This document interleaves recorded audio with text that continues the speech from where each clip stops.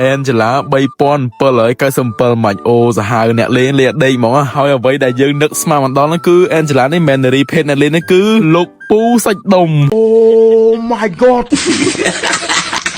ថ្ងៃហ្នឹងខ្ញុំនាំប្រិយមិត្តយើងទៅមើល account មួយដែលខ្ញុំលេងប៉ះយប់មិញហើយ account មួយហ្នឹងគឺជា player ដៃ Angela អញ្ចឹងហើយក៏មិនខ្មែរយើងគឺជាជនហ្វីលីពីនហើយបើសិនជាប្រិយមិត្តយើងណាចង់ចូលទៅមើលបើ account របស់គាត់ដែរក៏សេឈ្មោះតាខ្ញុំមកដាក់ chain 12ជីកមកហើយ account មួយហ្នឹងគឺនៅលេខរៀងទី2 level 79ណាអ្នកគ្នាហើយ account របស់គាត់ហ្នឹងគឺជា player Angela ចោលមកភាគច្រើនគឺគាត់លេង Angela ឡើង3000ម៉ាច់ជាងអ្នកគ្នាមើលទៅនេះភាគច្រើនគឺគាត់លេង support roll roaming ហើយនឹង mid lane អញ្ចឹងអ្នកគ្នាមើលទៅនេះក៏តោកអាចារ្យមានតាំងពី Lolita ទៀតហើយ Angela 3000ម៉ាច់ជាងជិត4000ម៉ាច់ទៀតទៅប៉ុណ្្នឹងច្រើនបើខ្ញុំលេងម៉ាច់សរុបមិនបាន4000ហ្នឹងហើយសំខាន់ដំបូងយើងស្វានតែ player Angela ជានារីភេទតែប៉ិតទៅជាលោកពូសាច់ដុំម៉ែសាច់ដុំធំធំជុំយ៉ាមើល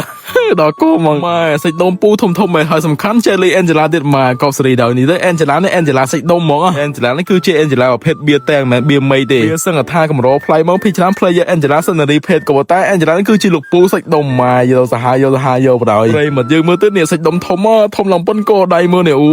សើសាច់ហើយសម្រាប់ event internal season នេះគឺនឹង free ticket លើកទី1នៅទី27ខែ2ហ្នឹងអ្នកនេះហើយបើអ្នកនេះចង់កត់ ticket ពេលលើហើយកក់បាននៅខាង Net Online Store បើ full ticket ហាងគាត់តម្លៃធូរថ្លៃហើយសុខភាពដល់ account ទេសម្រាប់ page របស់គាត់ដែលខ្ញុំមានសិននឹងឯងហើយលេខខ្សែនៅក្នុង comment អាចចូលកក់បានហើយអញ្ចឹងបាយអ្នកគ្នា